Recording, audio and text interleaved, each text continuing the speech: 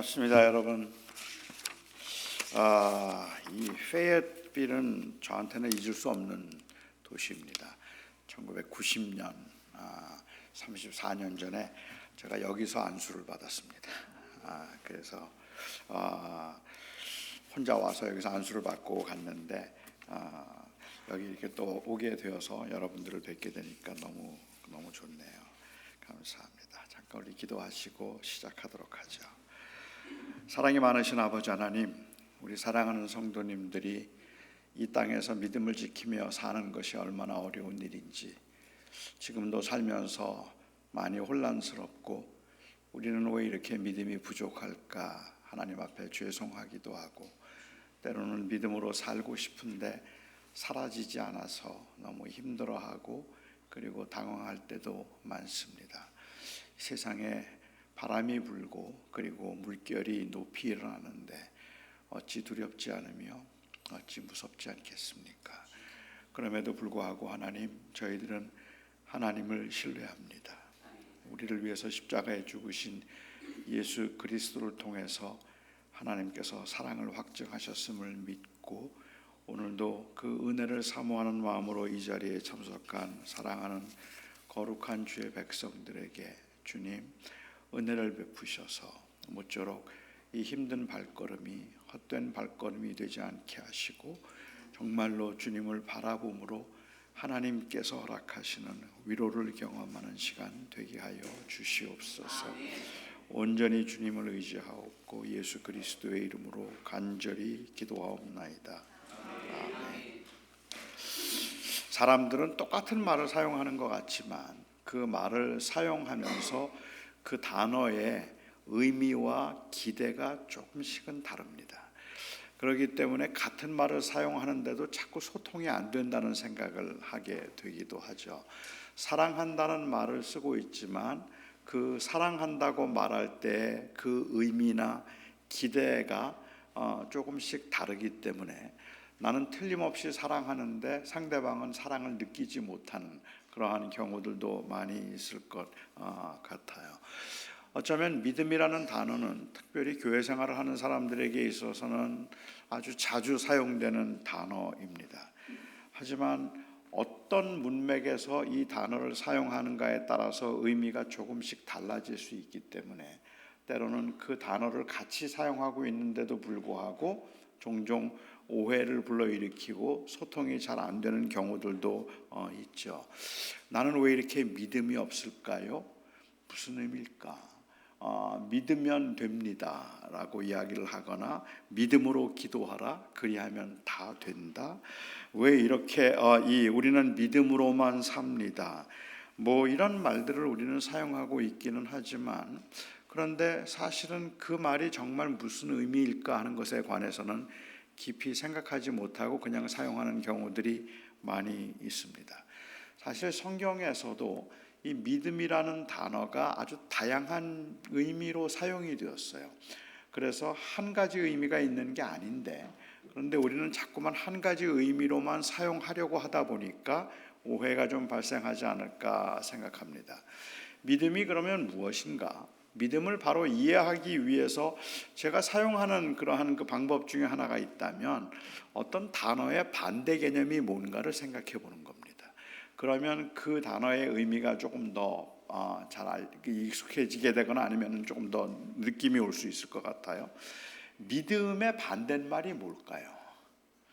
믿음의 반대말, 아마 제일 먼저 사람들이 생각해 볼 수 있는 믿음의 반대말은 의심일 겁니다. 그래서 의심하지 않는 믿음이라고 생각하는데, 이 믿음의 반대말은 의심이라서 우리가 무엇을 믿을 때는 의심하지 않는 것이라고 생각하게 만드는데 결정적으로 영향을 준 성경 구절이 있다면 야고보서 1장 6절 말씀이 아닐까 하는 생각이 듭니다.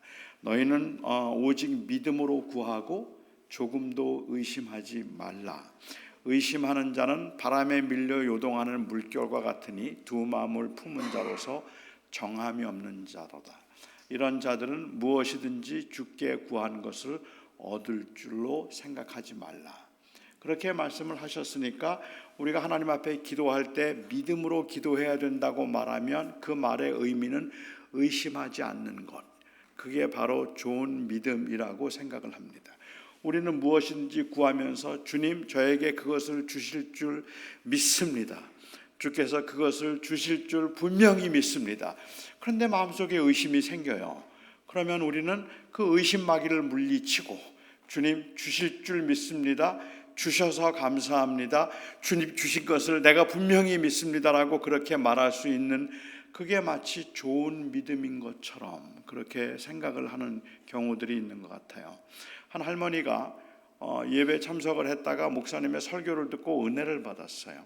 근데 그날 설교의 내용이 누구든지 겨자씨만한 믿음만 있어도 이 나무더러 뽑히어서 바다에 던지우리라 하면 던지우리라 하는 그 말씀을 듣고 이 할머니가 은혜를 받으셨어요. 그래서 집에 들어와서 기도를 하기 시작했습니다. 그 집 앞에 사과나무가 하나 있었는데 이 사과나무가 전경을 가려서 영 불편했거든요. 그래서 그 사과나무가 앞뜰에서 뒷뜰로 옮겨지게 해달라고 그렇게 간절하게 기도를 했습니다. 겨자씨만한 믿음만 있어도 그 나무더러 옮길 수 있다고 하셨으니까, 그러니까는 그렇게 기도를 했어요. 아침에 일어나서 나가보았습니다. 나무가 옮겨졌을까요?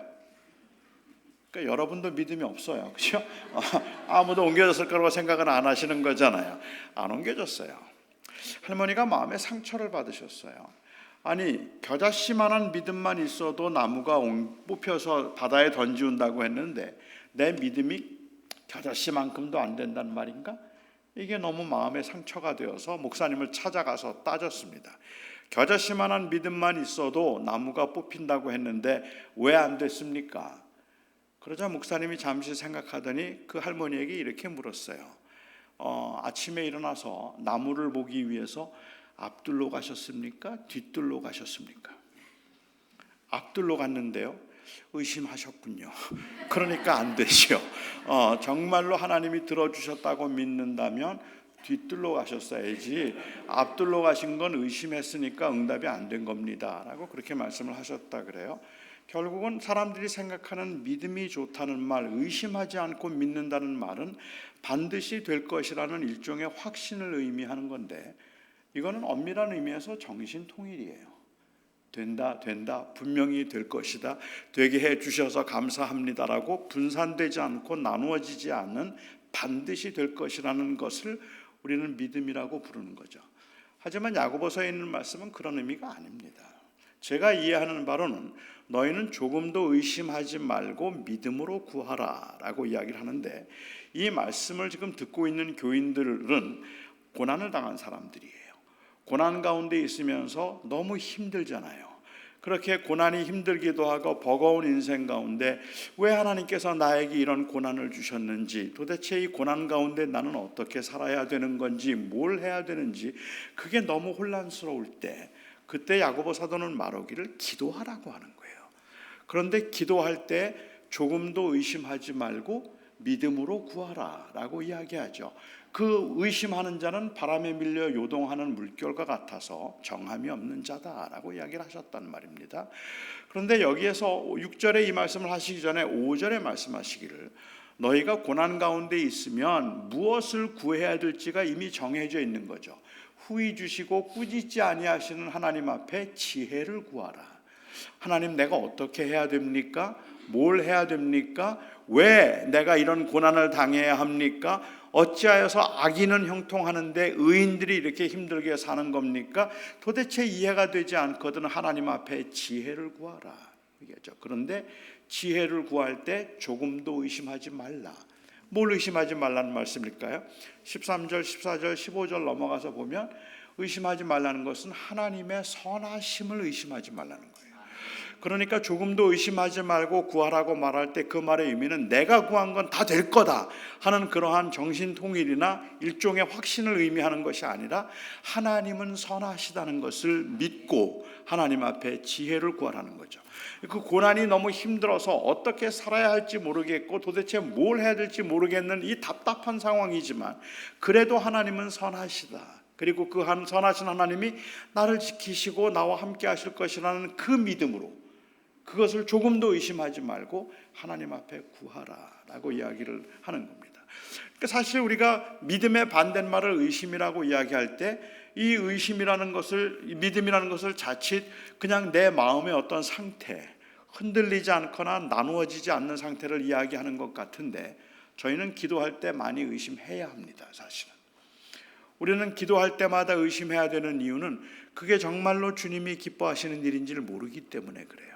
내가 지금 구하는 것이 하나님이 원하시는 일일지를 우리는 알지 못하고 있고, 우리가 무엇을 해야 될지 알지 못하는 상황에서는 그냥 하나님 앞에 기도하면서 계속해서 우리는 하나님이 정말 원하시는 걸 뭘까를 고민해야 된다고 볼 수 있을 것 같아요. 또 믿음의 반대말을 생각하라면 의심 말고 뭐가 있을까요? 불신이 있겠죠. 의심과 불신은 좀 다를 텐데, 여기에 불신을 믿음의 반대말로 설명하고 있는 곳이 요한복음이라고 볼 수 있을 것 같아요. 요한복음에 보면 예수님의 제자들이 굉장히 많이 흔들리기도 하고, 그리고 굉장히 두려워하기도 하고, 예수님의 말씀을 오해한 적이 굉장히 많음에도 불구하고 그들은 정말로 인격적으로 예수님을 만났던 사람들이고 예수님을 사랑하던 사람들이라는 것을 요한은 요한복음을 통해서 강조하죠. 그래서 이 제자들의 믿음과 항상 대조가 되고 있는 것이 무엇인가 하면 바리새인들과 종교인들의 믿음이에요. 바리새인들과 종교인들의 경우는 처음에 예수님께서 기적을 베푸셨을 때, 그때 기적을 베푸셨을 때 그들의 마음속에 예수님이 정말로 메시아일까? 아니면 메시아가 아닌가? 이런 고민이 그들에게는 조금 있었던 것 같기는 해요. 그런데 결정적으로 그들의 불신이 드러나기 시작하는 건 예수님께서 죽었던 나사로를 살리신 다음이에요. 예수님께서 죽었던 나사로를 살리시고 나니까 모든 백성들이 호산나를 부르기 시작하고 예수님을 하나님의 아들이라 그러고 메시아라고 부르고 그분이 왕이 되셔서 이제 이 땅에 하나님의 나라를 세운다고 막 그렇게 사람들이 환호하는 모습을 보면서 이 종교 지도자들은 이제 그 다음부터는 예수님이 하나님의 아들인가 아닌가 이 의심이 아니라 예수님은 하나님의 아들이 아니어야 해요. 예수님이 하나님의 아들이면, 예수님이 메시아면 자기들의 기득권이 흔들려요. 그러면 자기들이 지금까지 쌓아놓았던 명성과 그리고 자기들이 쌓아놓았던 그 부가 다 흔들릴 수 있기 때문에 그들의 입장에서는 예수님은 하나님의 아들이어서는 안 되는 거죠. 따라서 그들이 가졌던 불신의 자세는 예수님이 하나님의 아들일까를 가지고 고민하고 있는 모습이 아니라 자기들의 안전지대와 자기들의 기득권을 지키기 위해서 예수님은 하나님의 아들이 아니어야 한다고 생각하는 거죠. 어쩌면 오늘날 꽤 많은 사람들이 불신의 위치에 있는 입장은 바로 그런 거죠. 하나님을 인정한다고 하는 순간에 왠지 내가 주인이 되어서 내가 그동안에 쌓아놓았던 것들을 다 포기해야 될 것 같은, 그리고 내가 그동안에 소중하게 여겨서 그동안 내가 나를 위해서 준비해 놓은 것들이 다 아무것도 아닌 것처럼 될 것 같아서 그 하나님을 믿는다는 것이 두려워서 하나님을 안 믿기로 하는 거죠. 그러니까 하나님이 안 믿어지는 게 아니라 안 믿기로 하는 것이 불신이에요. 그것이 믿음의 반대말이라고 성경은 또 이야기를 하고 있기도 하다는 말입니다. 또 하나 믿음의 반대말로 성경에서 자주 이야기하는 것 중에 하나는 바로 행위예요. 행위가 아니라 믿음으로, 인간의 공로나 인간의 노력이 아니라 하나님의 오직 은혜로만 된다는 것을 말하기 위해서 믿음으로 된다고 얘기를 하죠. 그러니까 믿음의 반대말을 행위로 이야기하는 것은 믿음이 또 다른 하나의 행위가 된다는 이야기를 하고 있는 것이 아니라 바로 이 믿음, 하나님 어떤 육체라도 자기의 것을 자랑하지 못하고 오직 그 은혜에 의지함으로만 하나님의 백성이 될 수 있다는 것이 바로 믿음을 강조하고 있는 말이라는 말입니다. 그러니까는 우리가 노력해서 되는 것이 아니라 그리스도의 은혜 때문에 우리가 하나님의 자녀가 되고 우리가 구원을 받을 수 있다고 말하는 것, 그게 바로 믿음으로 우리가 구원을 받는다고 말하는 것이죠. 그런데 오늘날 교회의 모습은 믿음으로 구원을 받는다고 말하는 것은 어떤 육체라도 자랑하지 못하도록 하기 위함이라고 말씀하셨는데, 그런데 믿음이 또 다른 하나의 행위가 되어버린 것 같아요. 그래서 믿음이 마치 하나님 앞에 내가 의롭다함을 받을 수 있는 어떤 수단인 것처럼 그렇게 생각을 하는 경우죠. 믿음을 통해서 우리가 하나님 앞에 나아가고 그리스도의 순종을 의지해서 주님께 나아가긴 하지만, 그렇지만 우리의 믿음이 우리를 의롭게 만들지 못합니다.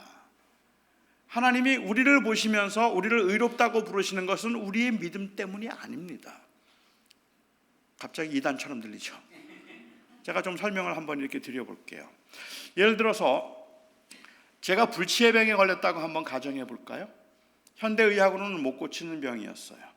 그래서 모든 사람들은 다 제가 죽는다고 알고 있었어요. 그런데 미국 NIH에서 새로운 약이 하나 개발되었어요.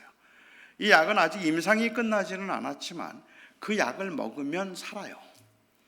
어느 분이 저에게 그 약을 가져오셨어요. 그리고는 저한테 이 약을 먹으면 목사님 삽니다. 이 약을 드세요. 그래요. 그런데 그 말이 믿어지더라고요. 그래서 제가 그 약을 먹었어요. 그리고 살았어요.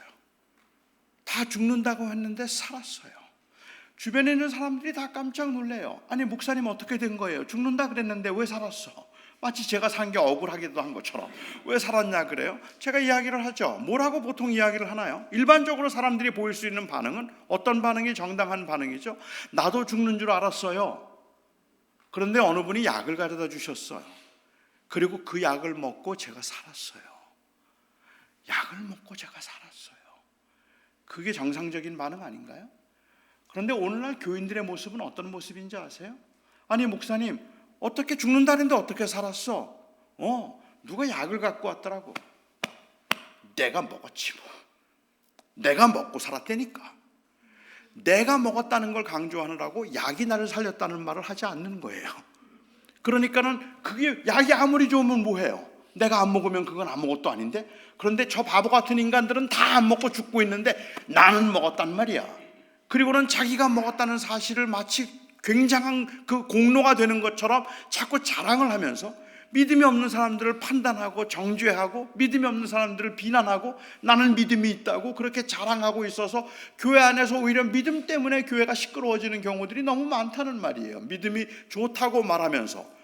그러나 엄밀하게 믿음이 있다는 말의 의미는 무엇인가? 이것은 결국은 내 믿음을 이야기하고 있는 것이 아니라 약이 살렸다는 것을 이야기하는 것이잖아요. 나는 그걸 믿고 먹었는데, 그렇지만 정작 나를 살려준 것은 내 믿음이 아니라 내가 믿음으로 내가 먹을 수 있었던 약이 나를 살렸다는 말입니다. 바로 이 약이 그리스도의 순종이란 말이에요. 그리스도께서 우리를 위해서 십자가에 죽으셨다는 이 놀라운 사실이 우리를 용서하는 것이지, 내가 믿었다는 사실이 우리를 용서하게 만드는 거 아니란 말입니다. 우리는 믿음으로 그 그리스도를 붙들어서 주님 앞에 섰을 때 주님께서는 우리의 믿음을 보시고 믿음이 좋네 하고 받아주시는 것이 아니라 우리가 믿고 있는 예수 그리스도의 순종을 보고 우리를 받아주신단 말이죠. 그것이 은혜잖아요. 우리의 어떤 능력이 아닌 전적으로 은혜로 주어지는 것. 그러니까 우리는 믿음을 이야기한다면 이 믿음은 아무 육체라도 자랑하지 못하게 하기 위해서, 자기의 믿음을 자랑하는 게 아니라 내가 믿는 바 그리스도를 자랑하는 것, 그게 바로 믿음이다라고 말할 수 있을 것 같아요. 네 번째 우리가 볼 수 있는 오해 중에 하나가, 믿음의 반대말이 있다면 히브리서 11장에 말씀하시기를 믿음의 반대말은 보는 것이다. 사람들은 보는 것을 따라가지만 우리는 믿음은 바라는 것들의 실상이요 보이지 않는 것들의 증거니 믿음의 선조들이 보지 못했지만 약속을 믿고 따라갔다. 그게 바로 믿음이다라고 이야기하죠. 그러니까 믿음이라는 것은 눈에 보이는 현상이나 아니면은 내게 주변에 벌어지고 있는 그러한 상황들을 따라가는 것이 아니라 약속을 붙들고 가는 사람들, 그게 바로 믿음이다라고 이야기를 하죠. 우리에게 주어진 상황에서는 우리는 지금 망할 것 같아요. 우리는 완전히 다 끝난 것 같아요. 하지만 그럼에도 불구하고 하나님이 우리와 함께 하겠다고 하신 그 약속을 붙들고 그 자리에서 일어나는 것, 눈에 보이는 것은 아무것도 없지만 그렇지만 하나님의 약속을 붙드는 것, 그것을 믿음이라고 부르고 있는 거죠.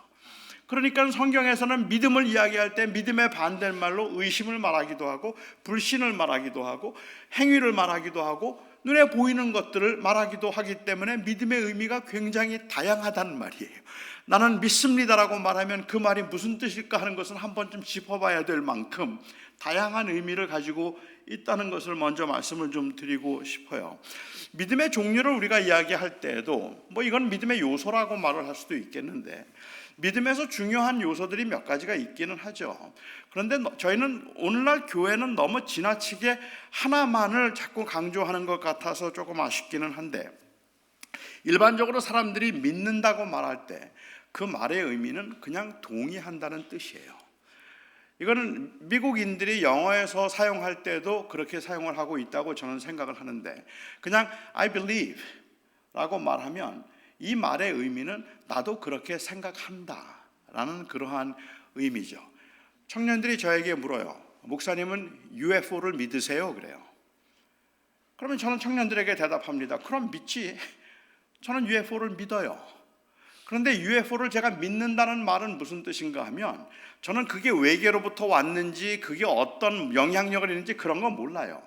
그런데 그냥 그 단어가 의미하는 것처럼 UFO, Unidentified Flying Object, 정체불명의 비행물체, 어딘가 사진이 찍혔으니까는 있겠죠. 그게 그게 이 러시아 거든 미국 거든 저는 그거는 모르지만, 그러니까 저는 UFO가 사진이 찍혔다면 그러한 비행물체, 정체불명의 비행물체가 있겠지, 저는 믿어요. 동의하는 거죠. 하지만 그렇게 동의하기 때문에 저는 단 한 번도 하늘을 쳐다보면서 UFO를 기다린 적이 없습니다. 어떤 그 잡지에 UFO에 관한 기사가 나와도 전 안 읽습니다. 왜냐하면 그건 저에게 관심사가 아니에요. 그냥 그것을 믿는다고 말하는 저의 동의일 뿐이죠. 하나님이 계시다고 믿습니까? I think so. 하나님이 계신 것 같아, 하나님이 존재하겠지라고 말하지만 그게 인생에 아무런 영향이 없어요. 왜냐하면 그건 그냥 단순한 내 지적인 동의에 불과한 것이기 때문에 그렇죠. 예수님이 하나님의 아들인 것을 믿습니까? 우리는 전도를 하면서도 예수님이 하나님의 아들인가를 믿는가라고 그렇게 이야기를 하는데, 예수님이 하나님의 아들인 걸 믿었던 건 마귀도 믿었어요. 마귀도 제일 먼저 예수님이 하나님의 아들인 것을 인정했었죠. 야고보서에도 말씀하시는 것처럼 너희는 하나님이 한 분이신 줄 아느냐? 잘 아는도다. 마귀도 믿고 떤다. 그렇죠. 뭔가를 동의하는 것, 그것 자체만을 가지고 우리가 좋은 믿음이라고 부를 수 없다는 말입니다. 어떤 사람들은 그게 잘 안 믿어지는 경우가 있잖아요. 동정녀 탄생이 자꾸만 안 믿어지는 경우도 있잖아요. 저희 젊은이들이 저한테 묻는 질문이거든요. 목사님, 저는 다 믿겠는데 동정녀 탄생이 안 믿어져요. 그래요. 그러면 제가 그 친구들에게 얘기합니다. 나도 안 믿어져. 제가 안 믿어진다고 이야기를 하는 것은 동정녀 탄생을 지적으로 동의할 수 없다는 것이 아니라, 그 청년들이 생각하는 것처럼 이것을 이성적이고 합리적으로 내가 설명하는 게 불가하다는 뜻이에요. 그런데 그것이 불가할 때 사람들은 그걸 못 믿겠다고 말하는 거고, 우리는 그냥 믿는다고 말하면 그걸 단순히 동의 정도로만 생각을 하는 거죠. 그러면 믿는 게 너무 쉬워지는 거예요. 믿는 게 세상에 너무 쉬워질 수밖에 없는 문제라고 볼 수 있을 것 같아요. 오늘날 교회의 문제는, 제가 다시 한번 예를 들어서 말씀드리지만, 믿는다는 것을 자꾸만 그러한 동의 정도로만 생각을 하는 거죠. 전도를 하면서 이야기를 해요. 예수 그리스도를 믿으십니까? 아니, 제일 먼저 하는 질문이 뭐죠? 당신은 죄인인 것을 아십니까? 믿으십니까? 죄인인 것을 믿으십니까? 처음엔 우리가 죄인이라고 생각하지 않잖아요. 글쎄요. 선생님, 사람은 살면서 누구나 다 조금씩은 거짓말을 하잖아요. 살다 보면 어쩔 수 없이 죄를 조금씩 짓잖아요. 저도 그렇고 선생님도 그렇고 죄 안 짓고 사는 사람이 있어요? 좋은 거 보면 욕심도 좀 생기고 그러는 거 아닙니까? 우리 다 죄인이에요. Right? Say yes. 그런 것 같네요. 그런데 예수님께서 우리의 죄를 위해서 돌아가셨어요. 누구든지 그 죄를 회개하기만 하면 주님께서 다 용서해 주신다고 말씀하셨고, 예수님은 하나님의 아들이세요. Do you believe so? 글쎄요, 잘 모르겠는데 Just say yes. 그러면 영생을 얻는다니까. 그리고는 자꾸만 사람들에게 예스를 강요하는데 그 사람들은 무슨 뜻인지도 몰라요. 그게 우리가 말하고 있는 복음이고 믿음이라고 생각을 한다면, 그래서 믿음이 좋다는 말을 그냥 단순히 동의한 정도로만 생각한다면 이게 얼마나 위험하겠는가. 저는 제가 고등학교 1학년 때 교회를 처음 나갔고요, 고등학교 2학년 때 목사가 되겠다고 헌신했습니다. 목사가 되겠다고 헌신하면서 저희 부모님은 교회 근처도 가보신 적이 없는 분이니까 저희 아버님을 전도하겠다고 제가 3개월을 기도했습니다. 우리 아버님 전도하게 해달라고. 그리고 기도 끝에 어느 날 날을 정해서 저희 아버님에게 제가 전도를 했어요. 제가 근데 고등학생이 전도를 어떻게 하는 줄도 몰랐으니까 그냥 아버지 저하고 같이 교회 다니세요 그랬어요. 그랬더니 저희 아버님이 한마디로 필요 없다 그러시더라고요. 그래서 제가 아니에요 아버지, 모든 사람은 다 죄인인데 아버지도 죄 회개하고 죄 용서받고 천국에 예수님 믿고 천국 가면 좋겠어요. 그렇게 말씀을 드렸습니다. 근데 저희 아버님이 말씀하시기를 내가 무슨 죄인이냐 그러시는 거예요. 내가 도둑질을 했냐 살인을 했냐, 내가 지은 죄라고는 너희들 키우면서 고생한 것밖에 없는데 내가 무슨 죄인이냐 그러시는 거예요. 그 말씀을 딱 하시는데 제 마음속에 저희 아버지가 죄인인 것을 증명해야 할 거룩한 사명이 느껴졌습니다. 그래서 제가 저희 아버님에게 말씀드렸죠. 아버지는 기억 못 하시는지 모르겠는데 내가 초등학교 5학년 때 아버지 약수 잡수고 들어오셔서 자고 있는 우리들 발길로 찾던 거 기억나세요? 아버지는 어머니하고 싸우면서 어머니한테 손찌검 하려고 하는 거 내가 본 적이 있는데 아버지 그런 적 없으세요? 아버지는 살면서 거짓말 한 번도 안 하셨어요? 아버지는 정말로 이 살면서 남의 물건에 욕심을 가진 적이 한 번도 없으세요? 그러나 저는 저희 아버지에게 무지 맞았습니다. 세상에 이렇게 버릇없고 이렇게 무례한 아들이 어디 있어요? 아버지가 죄인이라는 것을 인정하도록 하기 위해서 5학년 때 제가 5학년 때 저희 아버지가 했던 약주 잡숫고 실수하신 것까지 다 끄집어내서 그렇게 죄인임을 인정하도록 만드는 것, 어쩌면 이것이 바로 현대인들이, 우리 교인들이 전도할 때 무례하다고 생각하는 이유 중에 하나죠. 성경에서 우리가 죄인입니다라고 말하면 나쁜 짓을 조금 하고 살았다는 뜻이 아닙니다. 성경에서 우리가 죄인입니다라고 말하면 그 말의 의미는 우리가 하나님을 떠나 있기 때문에 아무리 부자라도, 아무리 좋은 집에 살아도, 아무리 좋은 학교를 나왔어도 인생은 아무 의미가 없습니다. 그 뜻이에요. 인생은 절망입니다. 그 뜻이죠. It doesn't matter what college you went. It doesn't matter how much money you're making a year. It doesn't matter how gorgeous house you live. Your life is meaningless, hopeless, desperate. You are dead. 그게 죄인이라는 말이에요. 그런데 우리들을 구원하기 위해서 예수님께서 십자가에 죽으신 것을 의미한다면 이건 그냥 단순하게 지적으로 고개를 끄덕여서 되는 문제가 아니란 말이죠. 그건 중요해요. 하지만 그게 전부는 아니란 말입니다. 두 번째로 사람들이 생각하는 믿음이라고 말하면 이것 또한 믿음의 요소가 이긴 하지만 사람들은 믿음을 일종의 확신이라고 생각하는 것 같아요. 나는 믿음이 없습니다라는 말의 의미는 내게 어떤 일에 대한 확신이 없다는 그러한 뜻을 의미하기도 하고, 믿음이 좋다고 말하면 그 믿음이 좋다는 말은 굉장한 확신을 가지고 있는 것, 그게 마치 믿음이 좋은 것처럼 그렇게 생각을 하죠. 그러니까 우리가 생각하는 나는 왜 이렇게 믿음이 없을까라고 사람들이 말하는데, 그 믿음이 없을까라는 말의 의미는 왜 나는 그냥 그렇게 그걸 무조건 믿지 않을까라는 그러한 의미도 그 안에 포함되어 있는 것 같은데, 엄밀하게 확신의 문제는 이것은 관점의 문제입니다. 이것은 신앙의 문제가 아닌 저는 관점의 문제일 거라고 저는 생각을 해요. 만약에 이 교회가 지금 우리 이 페이엇 한인 장로 교회가 만약에 목사님과 당회원들이 생각을 해서 우리 교회가 굉장히 부흥할 것 같은데 이 교회를 팔고 우리 한 1,000만 불짜리 예배당 지읍시다. 만약에 그렇게 구상을 한다면, 그러면 교인들 중에 그런데 우리 교인들 몇 명 안 되는데 우리가 지금 재정이 그걸 10 밀리언을 할 수 있을까요? 라고 말하면 뭐라 그러죠? 왜 이렇게 믿음이 없냐고, 하나님이 그거 못 하시겠냐고. 그러면 할 말이 없어지잖아요 갑자기. 하지만 그거는 관점의 문제일 뿐이에요. 제가 이 켄터키에 있다가 달라스로 이사를 갔는데요, 그렇게 이사를 가면서 저는 이제 오랫동안 목회를 했고 또 학교에서 오랫동안 있었으니까 책이 많아요. 근데 이 책이 이사 다닐 때는 항상 큰 짐이에요. 책이 굉장히 많은 짐인데, 제 마음의 소원은 뭐냐면 제가 모아놓았던 그동안 수집한 그 책들을 한 방에 다 두는 거예요. 그리고 그 책에 둘러싸여 있는 게 제 소원이에요. 그렇기 때문에 제 마음속에 가지고 있던 소원은 이사를 가면서 여보, 이 책을 다 둘 수 있는 큰 방이 있는 집으로 이사를 가자. 제가 그렇게 얘기를 했어요. 그러자 제 아내가 이야기하기를, 우리가 지금 이제 은퇴한 목사가 무슨 돈이 있어서 그렇게 큰 집이 필요하냐. 그리고 오히려 그것보다는 그 책들을 다 후배들과 신학생들에게 나누어 주고 가자는 거예요. 그리고 짐을 줄여서 작은 집으로 가자 그래요. 저는 아니, 우리가 큰 집에 가서 이 책 다 두고 그리고 내가 그런 책으로 둘러싸인 방에 있고 싶다고 이렇게 했더니 제 아내는 계속 주장을 하는 거예요. 자기가 지금까지, 내가 당신하고 지금까지 살면서 봤는데 그 책 읽지도 않더라.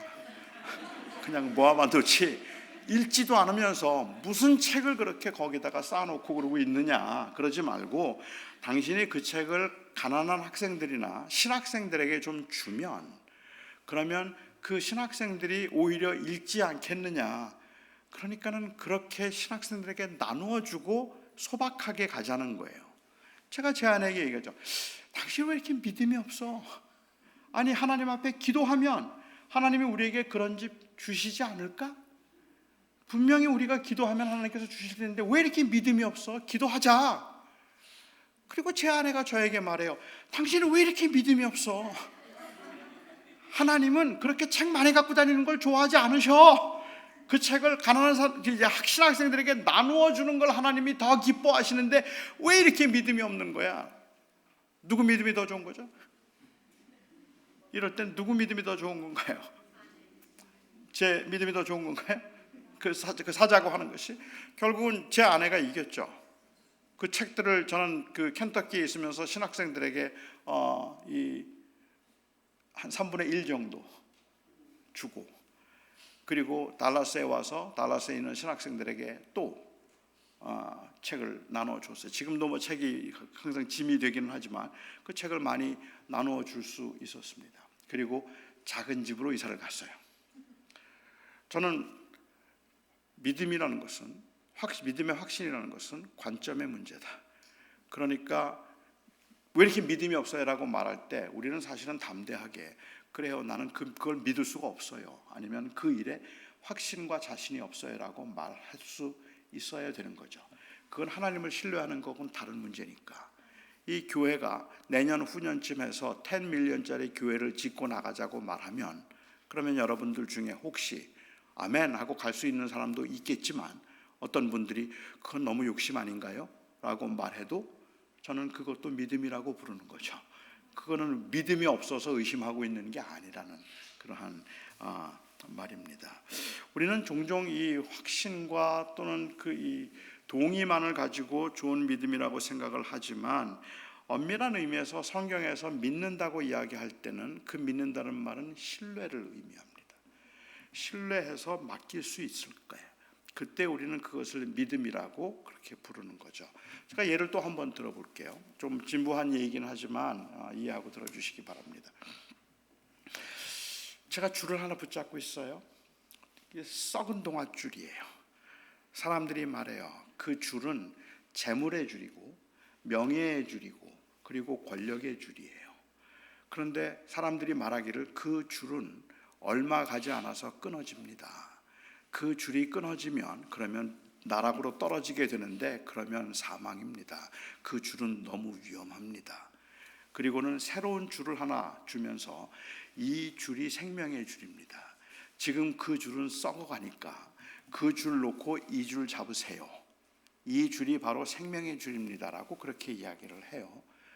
오늘날 굉장히 많은 그리스도인들의 모습은 어떤 모습인가 하면 썩은 동아줄을 붙잡고 아멘, 이 줄은 끊어질 줄 믿습니다. 저 줄만이 살 줄인 줄 믿습니다. 이 줄을 잡고 있어도 저는 결국은 죽음 때문에 다 무너져 버릴 것을 저는 분명히 믿습니다. 저 줄만이 생명의 줄임을 내가 믿습니다 라고 이야기를 하고 이 줄을 잡고 있는 거예요. 그러면서 우리는 그것을 믿음이라고 부르는 거죠. 사실은 놔야 되는데, 그리고 저주를 잡아야 되는데 그러기에는 겁이 난단 말이에요. 그러기에는 너무 겁이 나니까 그냥 이걸 잡고 있으면서 고개를 끄덕이고 그걸 좋은 믿음이라고 생각하게 만드는, 어쩌면 그래도 괜찮다고 말함으로 교회가 부흥을 도모했던 것도 사실은 복음을 변질시키게 만들었던 이유 중에 하나가 되겠죠. 아닙니다. 우리가 정말로 살아있으려면 이 복음의 능력은 그런 게 아니라는 말입니다.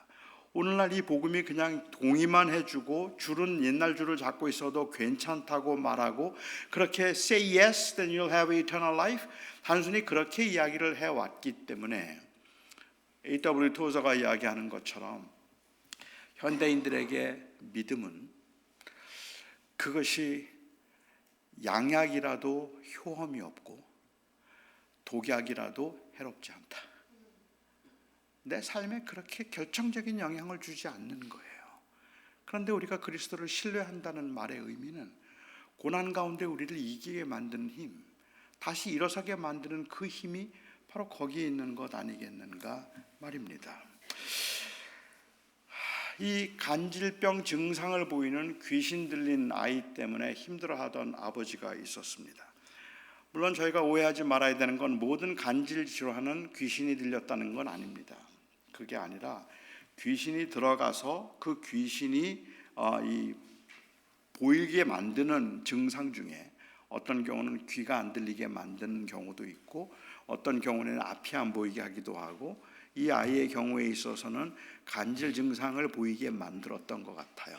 그러니까는 궁극적으로 문제는 간질병이 아니라 이 귀신이 그런 증상을 일으키게 만드는 것 뿐이었죠.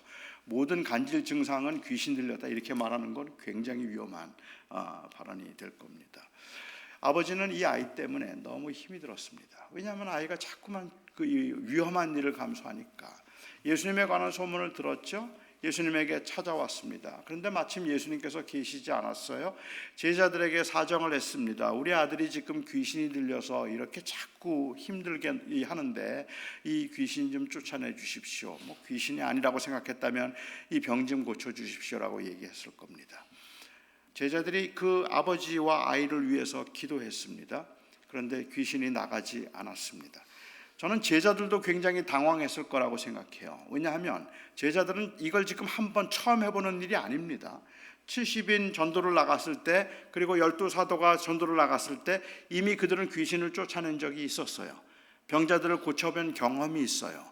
그렇기 때문에 이번에도 예수님은 계시지 않지만 우리가 기도해서 한번 이 귀신을 쫓아내보자고 기도를 했는데 귀신이 나가지 않았단 말입니다. 그래서 아버지는 굉장히 실망하는 거죠. 얼마나 실망하고 얼마나 낙심이 되겠어요. 근데 마침 예수님께서 오셨어요. 막 시끄럽고 소란 소리니까 무슨 일인가 물었더니 아버지가 예수님 앞에 다가왔습니다. 그리고는 말하기를 우리 아들 때문에 내가 너무 힘들었는데 그런데 이 아들을 좀 고쳐달라고 했더니 제자들이 못 고쳤습니다 라고 이야기를 합니다. 그때 주님께서 이 악한 세대여 내가 얼마나 너희와도 함께 있으리요 안타까워하시죠. 그리고는 그 아이를 데려오라고 하셨어요. 이 아이가 예수님께로 왔는데 오자마자 갑자기 쓰러지는 거예요. 그리고는 막 거품을 내밀기 시작하는 겁니다. 예수님께서는 이렇게 너무 불쌍했어요. 아버지에게 물었습니다. 이 아이가 언제부터 이렇게 되었느냐? 그렇게 물으니까 아버지가 말하기를 어릴 적부터입니다. 이 아이가 어릴 적부터 때로는 불 속에 자기를 던지기도 하고 때로는 물 속에 자기를 던져서 자기를 해하려고 합니다. 우리를 불쌍히 여겨 주시옵소서. 그런데 그 말 가운데 혹시 할 만하시거든 무엇이든지 하실 수 있거든 우리를 좀 불쌍히 여겨 주십시오라고 그렇게 이야기를 했어요. 그리고 그때 예수님께서 말씀하시기를 할 수 있거든이 무슨 말이야? 믿는 자에게는 능치 못함이 없느니라 라고 그렇게 말씀을 하셨습니다. 할 수 있거든이 무슨 말이야? 믿는 자에게는 능치 못함이 없다. 여러분이 보시기에는 지금 이 아버지가 믿음이 없었다고 생각하십니까? 이 아버지가 지금 믿음이 없기 때문에 주님께서 그 믿음이 없는 걸 책망하고 있다고 생각을 하십니까? 할 수 있거든이라고 말을 했던 것은 어쩌면 예를 갖추는 말일 수도 있겠죠. 그렇지 않다면 이미 벌써 실패를 경험하고 제자들이 못 고쳤잖아요. 그러면 일종의 디펜스 메커니즘이기도 하겠죠. 내가 더 이상 상처를 받지 않기 위해서 혹시 하실만 하거든 할 수 있거든이라고 말씀하셨는데 주님께서 느닷없이 할 수 있거든이냐? 믿는 자에겐 능치 못함이 없다라고 말씀을 하셨습니다. 하지만 여러분, 여기 할 수 있거든, 할 만하시거든, 무엇이든지 할 수 있거든이라는 이 말은 예수님도 하셨던 말씀입니다. 예수님께서 겟세마네 동산에서 하셨던 그 기도 똑같은 단어를 쓰고 있어요. 혹시 할 만하시거든 이 잔을 내게서 건져주소서, 내게서 거두어 주소서. 주님께서 말씀하셨던 것은 혹시 주님께서 하실 수 있나요? 뭐 이런 질문을 했던 게 아니잖아요. 오히려 그 예수님께서 할 만하시거든 이라고 그렇게 했던 것은 지금 주님 앞에, 하나님 앞에 버림을 받고 저주를 받고 있는 그 시간이 너무너무 고통스럽고 힘든다는 것을 그렇게 표현한 거 아니겠습니까? 이 아버지도 그런 입장이죠. 할 수 있거든 좀 도와주세요. 이거는 예수님을 믿음이 없어서 못 믿겠다는 말을 하고 있는 것이 아니라 제발 좀 도와달라는 이야기를 하고 있는 건데, 그런데 예의를 갖추어서, 아니면 그가 할 수 있는 최선의 말이기 때문에 할 수 있거든 이라고 말했더니 예수님께서 말씀하시기를 할 수 있거든이 무슨 말이야? 믿는 자에게는 능치 못함이 없다 라고 이야기를 하셨습니다. 누구의 믿음인데요? 아버지의 믿음? 그러면 제자들에게 왔을 때는 아버지가 믿음이 없었단 말인가요? 아니면 예수님의 믿음? 제자들이 믿음이 없어서 못 고친 건가요? 고치는 사람의 문제인가요? 아니면 아버지의 문제인가요? 저는 이것도 답답해요, 솔직히. 무슨 믿음을 말씀하시는지. 그런데 할 수 있거든이 무슨 말이냐? 믿는 자에게 능치 못함이 없느니라고 말씀을 하셨더니 아버지가 소리를 질러요. I believe, I believe, so help my unbelief. 내가 믿사오니 나의 믿음 없음을 도와주소서라고 얘기해요. 아니, 아버지가 지금 믿음이 있단 말이에요, 없단 말이에요? 믿는 자에게 능치 못함이 없다고 이야기를 하셨는데, 그러면은 주님께 고침받기로 한다면 믿습니다, 주님 믿습니다, 고쳐주세요 이렇게 말해야죠. 그런데 이 아버지가 하는 고백을 보면 내가 믿나이다, 그러니 나의 믿음 없음을 도와주소서. 나는 정말로 그 주님을 신뢰하고 주님을 의지하고 싶습니다. 하지만 어떻게 해야 될지, 무엇을 해야 할지, 어떻게 살아야 할지 나 정말 모르겠습니다. Help my unbelief. 나의 믿음 없음을 도와주소서. 우리가 믿음으로 살아가고 있는 모든 성도들이, 제가 이해하는 바는 그렇게 고민하고 기도하고 있는 바로 그 우리들의 마음이 바로 이 아버지의 마음이 아닐까 하는 생각이 들어요. 예수 그리스도께서 나를 지키시는 분이시고, 예수 그리스도께서는 나를 사랑하시는 분이고, 하나님은 전능하시는 분이라는 것을 우리는 믿지만, 그럼에도 불구하고 여전히 우리 안에서는 불안함과 두려움이 있고, 그리고 하나님께서 어떻게 해주실지 몰라서 고난이 올 때마다, 바람이 불 때마다 너무너무 무섭고 힘든걸요. 내가 정말로 든든하게 섰으면 좋겠는데, 흔들리지 않았으면 좋겠는데, 그런데 자꾸만 바람이 불면 흔들리는 게 우리들인데, 안 믿는 거 아닌데, 분명히 믿는데 왜 이렇게 믿음이 없는지, 왜 이렇게 믿음이 없이 자꾸만 흔들리고 자꾸만 나약하고 자꾸만 연약하고 자꾸 쓰러지는지, 조그만 유혹에도 감당하지 못하는 우리들의 모습을 보면서 아버지가 했던 고백, 내가 믿나이다, 나의 믿음 없음을 도와주소서. 그 고백이 우리가 할 수 있는 고백 아닙니까? 우리는 굉장히 믿음이 좋은 것처럼 그렇게 때로는 가장하기도 하지만, 아니요, 저도 안 돼요. 저도 안 돼요. 믿음으로 산다는 게 얼마나 어려운 일인지. 주님께서 말씀하실 때 할 수 있거든이 무슨 말이야? 믿는 자에게 능치 못함이 없다라고 말씀하셨는데, 제가 이해하는 바로는 이 말씀은 믿어라, 그러면 뭐든지 다 할 수 있어 라고 하는 그 이야기를, 막연한 정신통일을 이야기하고 있는 것이 아니라, 오히려 그 하나님 예수 그리스도께서 그의 기도를 들으시고 그를 사랑하신다는 그 하나님의 의지를 믿으라고, 신뢰하라고 말하고 있는 거죠. 우리는 종종 오해하는 것 중에 하나는, 사도 바울이 했던 고백도 그렇거든요. 내게 능력 주시는 자 안에서 내가 모든 것을 할 수 있느니라. 그런데 그 말씀을 잘 생각해 보십시오. 내게 능력 주시는 자 안에서 내가 모든 것을 다 할 수 있다? 하나님이 내게 능력을 주시면 내가 원하는 건 뭐든지 다 이룰 수 있다? 정말로 바울은 그 말을 하고 있는 걸까요?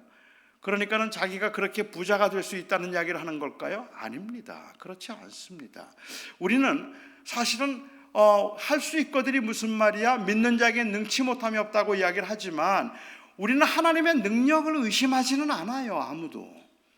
여러분 중에 하나님의 능력을 의심하는 분 계십니까? 아니요, 저는 의심 안 해요.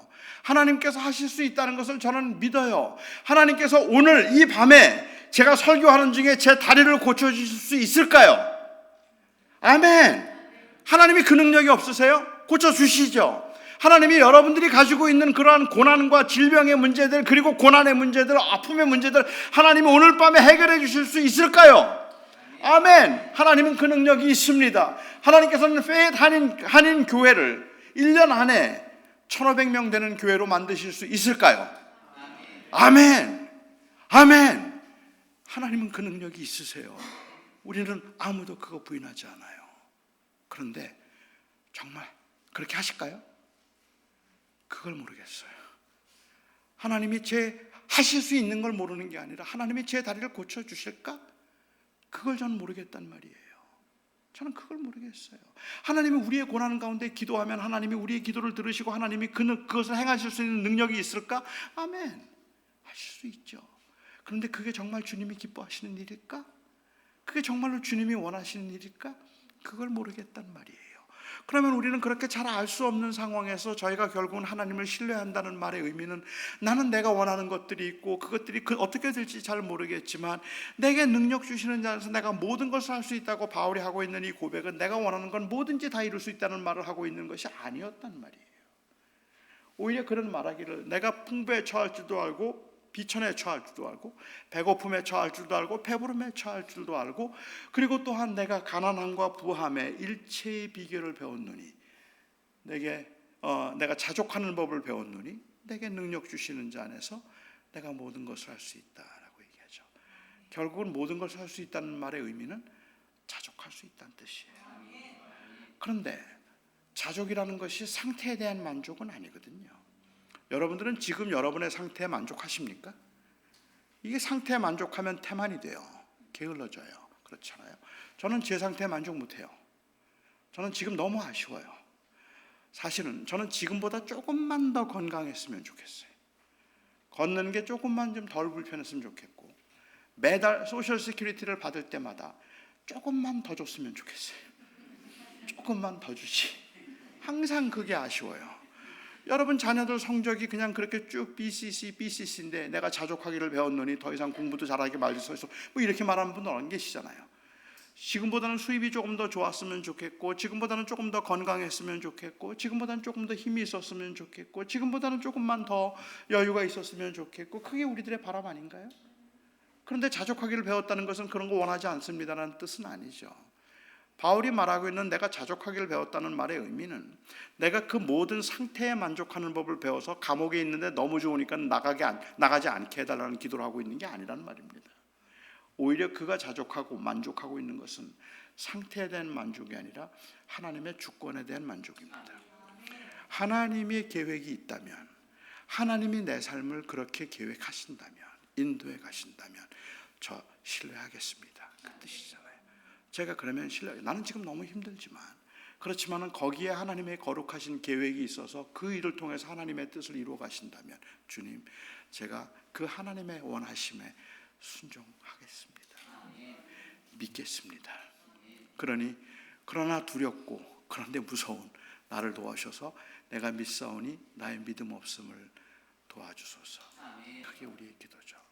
우리가 생각하는 이 믿음에 대한 큰 심각한 오해 중에 하나는 믿음은 마치 우리가 성숙한 어떤 한 단계에 이르러서 더 이상은 우리가 흔들리지도 않고 더 이상은 우리가 넘어지지도 않는 그 상태에 이르는 것이 그게 성숙한 믿음이라고 생각하고 그게 좋은 믿음이라고 생각해요. 그러니까 사람들은 제가 아마 목회하면서 제일 많이 들었던 질문도 그거 같아요. 목사님, 저는 왜 이렇게 믿음이 부족할까요? 제가 믿음이 좀 더 좋았으면 좋겠는데 저는 믿음이 너무 약해요. 어떻게 하면 제가 좋은 믿음을 가질 수 있을까요? 그런데 제가 많은 분들이 아마 여기에도 그런 그 고민을 하는 분들 자꾸 힘드니까 안 그랬으면 좋겠는데 그렇지 않으니까 어떻게 하면 내가 좋은 믿음을 가질 수 있을까요? 라고 묻는 분들이 어쩌면 여기도 계실지 모르겠다는 생각이 들어요. 그런데 일반적으로 사람들이 생각하는 그 좋은 믿음이라는 게 뭔가 하면 일종의 독립이에요. 하나님이 걱정하지 않으셔도 되는 그 상태, 이게 믿음이 좋은 상태라고 생각하는 거죠. 하나님 저는 걱정하지 마세요. 저는 알아서 잘합니다. 이렇게 말할 수 있는 그 단계에 이르고 싶은 거예요. 다시 말하면 경제적으로 어려움이 당해도 하나님께 다 맡기면 마음에 평안함이 있는 거예요. 여유가 있고 바람이 불고 고난이 닥치지만 내가 천국 생각하면 그냥 모든 게 다 감사하고, 아침에 일어나면 눈을 뜨면 그냥 고맙고, 또 해가 져도 감사하고, 그냥 하루하루를 살면서 핍박이 오고 환난이 오긴 하지만 그래도 전혀 그 주님이 나를 사랑하신다는 사실 때문에 흔들리지 않는 그 상태에 사람들이 이르기를 원해요. 그게 믿음이 좋은 거라고 생각을 하는 것 같아요. 그러니까는 기도를 한다면 예를 들면 이런 거죠. 제가 믿음이 굉장히 좋기 때문에 저는 그렇게 기도하는 거예요. 주님, 저는 정말 주님의 은혜가 너무 감사하고, 주님께서 저를 위해서 죽으셔서 그 십자가의 죽으심으로 저에게 주신 구원을 생각하면 이 세상에 있는 것들은 정말로 다 부질없습니다. 내가 비록 아프지만 그래도 주님 저는 괜찮아요. 감사합니다. 때로는 경제적으로 어려움을 당하긴 하지만 그래도 주님 아시잖아요. 저는 아무 염려 없어요. 주님만 함께 하시면 저는 아무 문제 없습니다. 언제나 좋아요. 주님 너무 감사해요. 저는 괜찮습니다. 그런데 저는 걱정 안 하셔도 돼요. 그런데 저 이우리 목사님 좀 도와주세요. 뭐가 저렇게 믿음이 없는지, 뭘 저렇게 초조해하고 뭘 저렇게 아둥바둥 살아가는지 도대체가 참 불쌍한 인생입니다. 하나님께서 저 믿음 없는 이우리 목사를 좀 도와주셔서 정말 저처럼 아무 근심 걱정 없고 욕심 부리지 말고 그냥 다 내려놓고 그렇게 살아갈 수 있게 해주세요. 얼굴이 완전히 사갔잖아요. 주님 좀 도와주셔서 저 얼굴 좀 펴게 해주시고 좀 다시 회복될 수 있게 해주세요. 주님 저요? 제 걱정 안 하셔도 돼요. 아시잖아요. 저는 그냥 주님이면 돼요. 저는 아무 문제 없어요. 이게 좋은 믿음인 줄 안단 말이에요. 그게 성숙인 줄 아는 거죠. 그런데 제가 믿음 생활하면서 경험하는 바는 좋은 믿음, 성숙함이라는 것은, 이것은 주님 없어도 저는 괜찮습니다. 그게 아니라 주님 없이는 하루도 못 살겠습니다. 그 고백이에요. 제가 얼마나 부족한지, 얼마나 연약한지, 얼마나 자주 흔들리는지 주님 저 은혜 아니면 하루도 못 살아요. 그래서 그 절대적 의존, 그것이 바로 신앙의 성숙이지 하나님으로부터의 독립이 아닙니다.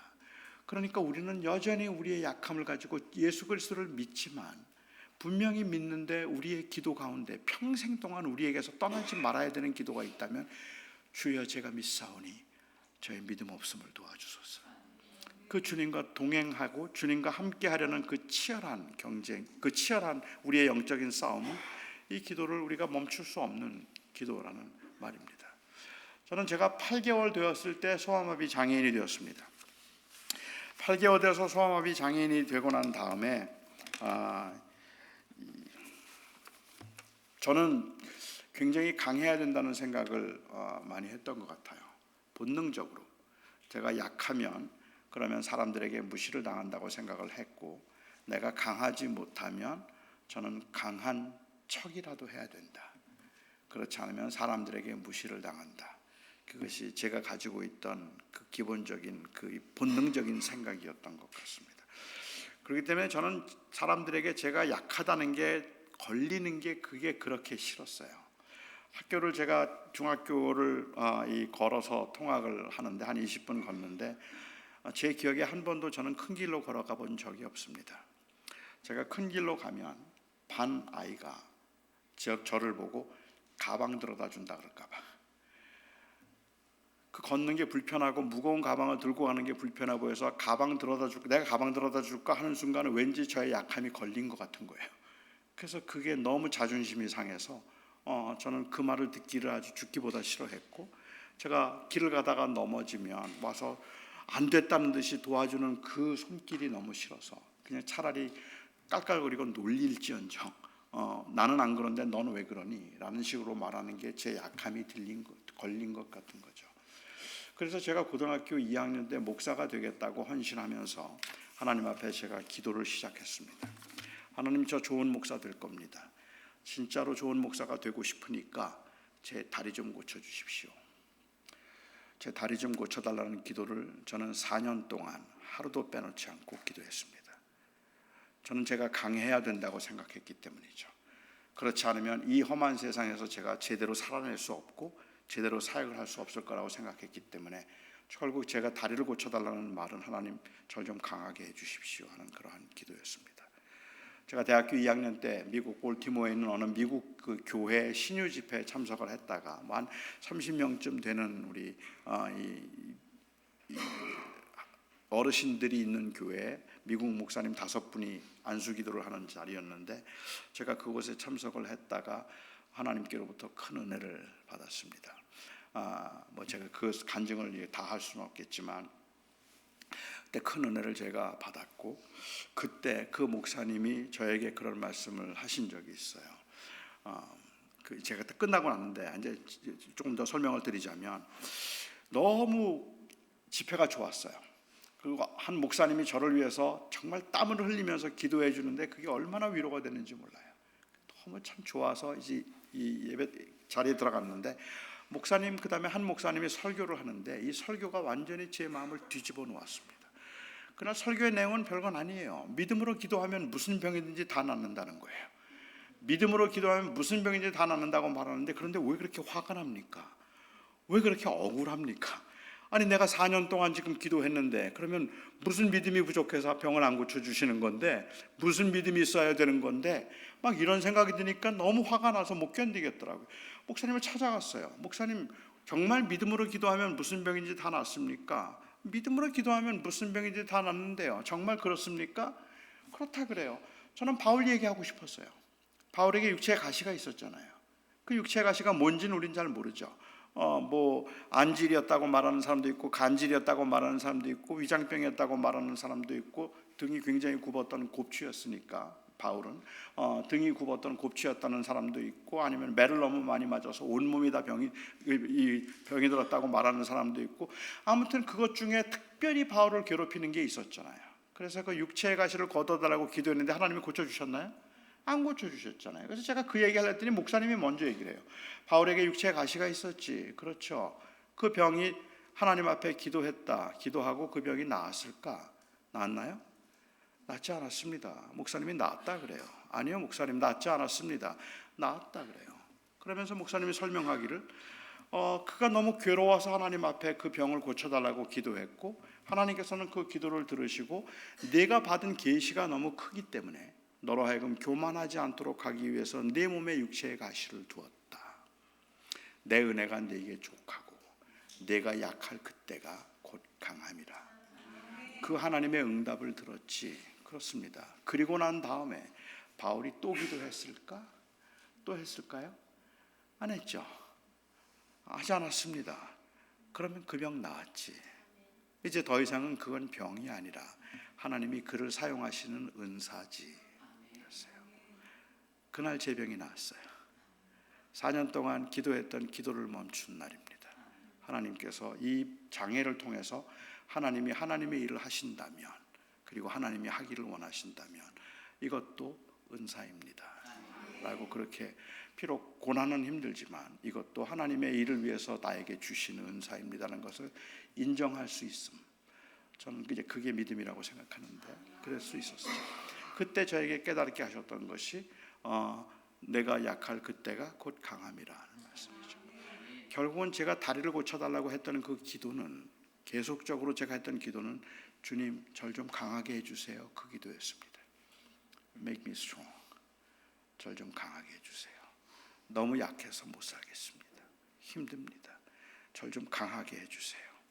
그리고 그때 주님께서 저에게 깨닫게 해주셨던 것은 저에게 깨닫게 해주셨던 것은 No. I'm not gonna make you strong. 난 널 강하게 하지 않을 거야. 난 널 강하게 하지 않을 거야. But 내가 너의 강함이 되어줄 거야. But I will be your strength. 저는 그때 제 기도가 응답되었다고 생각합니다. 우리는 살아가면서 이 약함 때문에 자꾸 강하고 싶어져요. 그리고 주님께서는 약함을 그냥 남겨두셨지만 주님께서는 우리들에게 내가 내 강함이야 그렇게 말씀하시죠. 그러니까 주님이 우리에게 말씀하신 건 너 나 없이 못 살아. 너는 나 없이 못 살아. 그 말씀인데 우리는 자꾸 하나님으로부터 독립하고 싶은 거예요. 우리가 믿음이 좋다는 그 이름으로, 믿음의 성숙이라는 이름으로 하나님 없이 좀 더 잘할 수 있게 해주세요. 아니요. 우리는 아침에 일어나서 하루 종일을 살아도 우리가 살아가면서 우리는 계속 지속적으로 나는 왜 이렇게 안 될까? 나는 왜 이렇게 힘들까? 나는 왜 이렇게 흔들릴까? 그러나 그렇기 때문에 우리는 더 주님의 품을 파고들어야 되는, 그래서 주님 없이는 난 못 살겠습니다 라는 그 고백을 가능하게 만드는 것. 그래서 이 아버지가 했던 이 고백, 그것이 바로 저와 여러분의 고백이 아니겠습니까? 내가 믿습니다. 나의 믿음 없음을 도와주소서. 우리 사랑하는 성도 여러분, 자꾸 흔들려서 속상하죠. 그런데 저는 여러분들에게 감히 말씀드리고 싶어요. 괜찮아요. 흔들리는 게 당연한 거예요. 바람이 부는데 왜 안 무서워요? 무서워서 나는 믿음이 없다고 생각할 것이 아니라 우리가 분명히 붙들어야 되는 것은 나는 흔들려도, 그리고 나는 넘어져서 죽을 것 같아도 하나님은, 나의 강함이 되신 하나님은 나를 버리지 않으세요. 그 하나님은 나를 지키실 것이고 나를 붙들어 주실 것이고, 그렇기 때문에 우리는 그 앞에 또 무릎을 꿇을 거고 또 기도할 수 있는 겁니다. 우리의 약함과 부족함으로 인하여서 나는 왜 이렇게 안 될까, 나는 왜 이렇게 부족할까 생각하는 오늘날 많은 교인들에게 저는 그냥 그렇게 말씀드리고 싶은 거예요. 그게 원래 그런 거예요. 그게 안 돼요. 사람이 잘 안 돼요. 그래서 우리가 살 수 있는 길은 은혜밖에 없는 거예요.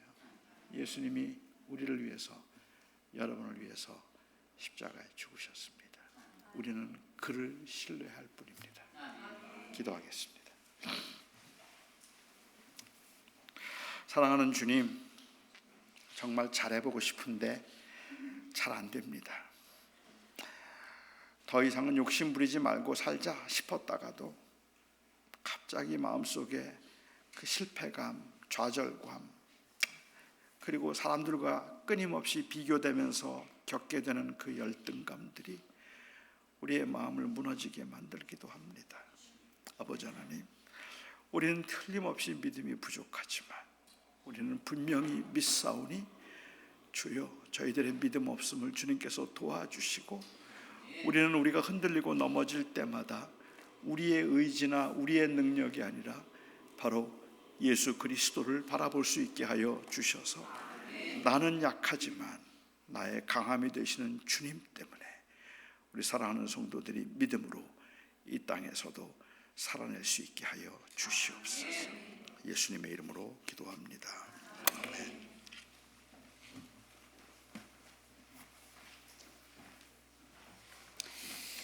귀한 은혜의 말씀 가운데 모두가 크신 은혜를 누렸기를 간절히 소망합니다.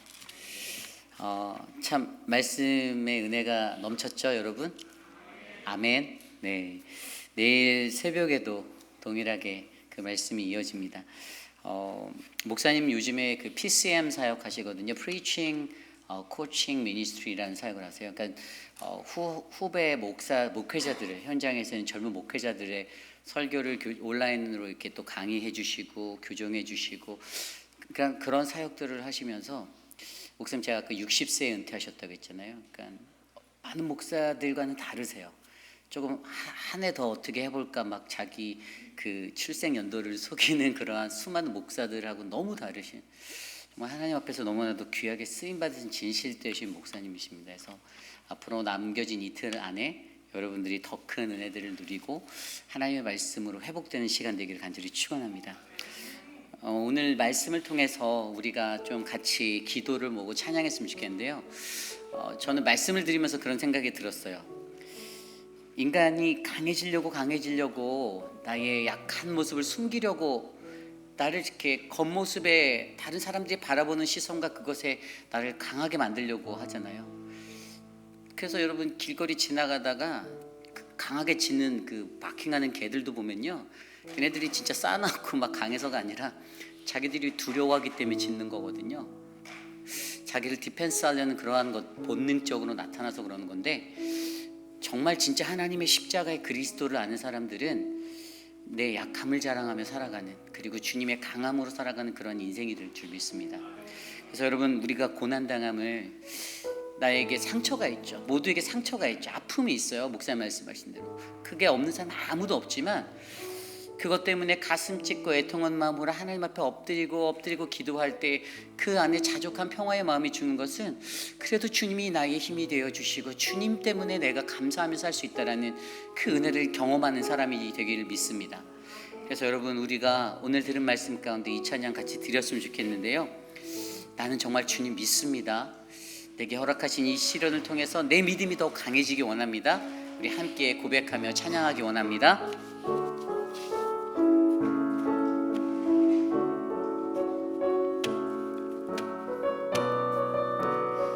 함께 찬양합시다. 내게 허락하신 시련을 통해, 내게 허락하신 시련을 통해 나의 믿음 더욱 강하게 자라나고, 험한 삶과 골짜기 지나는 동안 주께 더 가까이 나를 이끌. 내가 겪는 시험이 어렵고 힘겨워도 내 주님보다 크지 않네. 내 앞에 바다가 갈라지지 않으며 주가 나로 바다 위 걷게 하리. 나는 믿네. 주의 능력으로 내 삶 새롭게 되리. 나는 믿네. 주의 능력으로 담대히 나가리라. 주와 함께 싸워 승리하리라. 날마다 믿음으로 나 살아가. 다시 한번 찬양할게요. 내게 허락하신 시련을 통해 우리의 믿음을 더욱 강하게 하십니다. 나의 믿음 더욱 강하게 자라나고, 험한 삶과 골짜기 지나는 동안 주께 더 가까이 나를 이끌. 내가 겪는 시험이 어렵고 힘겨워 내 주님보다 크지 않네. 내 앞에 바다가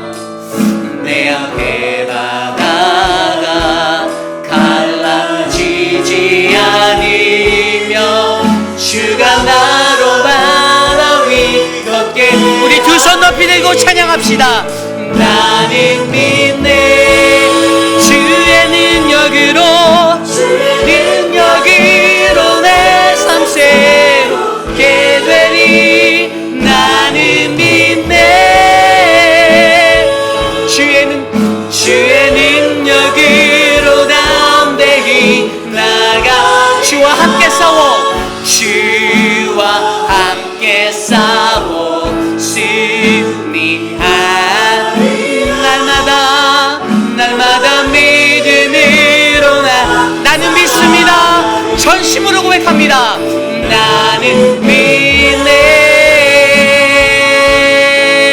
주의 능력으로 내 삶 새로. 나는 믿습니다. 나는 믿네. 주의 능력으로 담대히 나가. 주와 함께 싸워 승리하리. 날마다 믿음으로. 우리 마지막으로 한 번 더 고백합시다. 나는 믿네.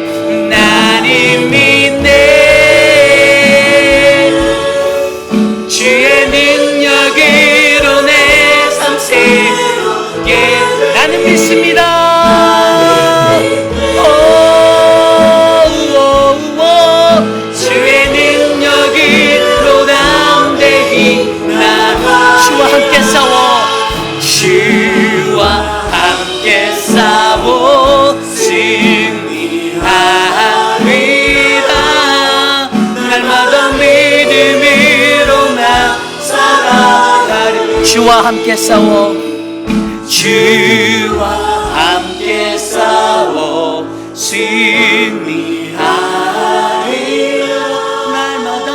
날마다 믿음으로 나 살아가리. 우리 시간 마지막으로 기도할 때 하나님, 내가 주님과 함께 싸워 승리하는 인생 되기 원합니다. 우리가 결코 혼자라고 느껴질 때, 나의 믿음이 흔들릴 때 주님 나와 함께 계심을 내가 믿습니다. 나를 불쌍히 여겨주시고 나의 믿음의 연약함을 도와주시옵소서. 주님 나와 함께하여 주시옵소서. 오늘 들은 목사님을 통해 들은 그 말씀을 통해 하나님, 내가 그러한 신실한 하나님의 믿음의 사람이 되기 원합니다. 나의 약함을 인정하고 하나님의 강함을 인정하고 주님이 나와 함께 하심을 믿는 믿음의 사람이 되길 원합니다. 우리 합심하여 함께 기도하고 우리 노진준 목사님 나오셔서 축도로 예배 맞춰주시겠습니다. 하나님 도와주시옵소서. 하나님, 우리의 삶을 주님께 위탁하오니 내 연약한 나의 믿음, 하나님 근심하고 흔들리는 나의 믿음 하나님 붙잡아 주시옵소서. 하나님 불쌍히 여겨 주시옵소서. 주님의 강하신 말씀으로 나를 붙잡아 주시고 내가 더욱더 주님만을 의지하고 신뢰하며 살아갈 수 있는 그 인생이 될 수 있도록 하나님 내 영혼을 불쌍히 여겨주시고 나를 인도하여 주시옵소서. 하나님, 어떠한 풍파 시험이 내게 닥쳐올 때에도 고난이 찾아온다 할지라도 나의 삶의 환경이 주저앉고 싶은 절망 중에 놓여진다 할지라도 하나님 나와 함께 하시는 하나님 그 하나님의 능력으로 내가 살아감을 믿사오니 하나님 나의 능력이 되어 주시옵소서. 날마다 그 믿음으로 살아갈 수 있도록 나와 함께하여 주시옵소서. 주님 도와주시옵소서. 인도하여 주시옵소서.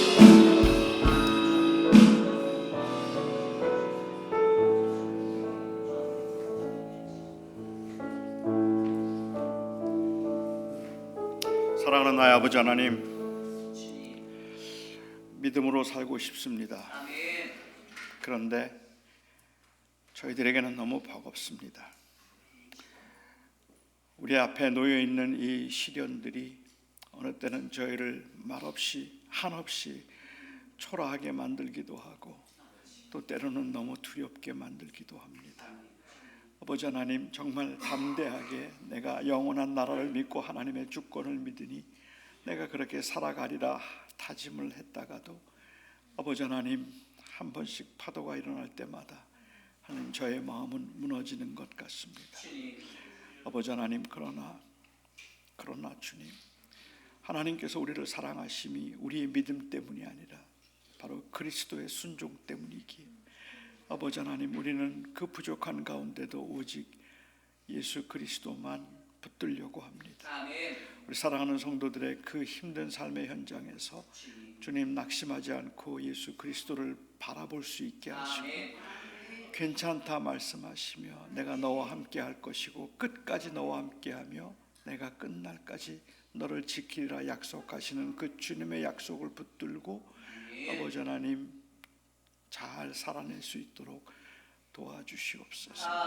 그렇게 믿음을 가지고 하나님 앞에 이 세상을 살아가며 또 이와 같은 시간들을 통해서 그 주님의 은혜를 또 확인하는 거룩한 주의 백성들의 삶의 현장에 우리 주 예수 그리스도의 그 놀라우신 아름다우신 그 은혜와 아들을 통하여 사랑을 확증하신 우리 성부 하나님의 그 극진하신 사랑하심과 우리는 매일 흔들리고 넘어질지라도 친히 우리 구원의 보증과 인치심이 되심으로 우리와 늘 동행하시고 한순간도 저희를 떠나지 않으실 성령 하나님의 교통하심, 임재하심이 이제로부터 영원까지 함께 하시기를 간절히 축원하옵나이다.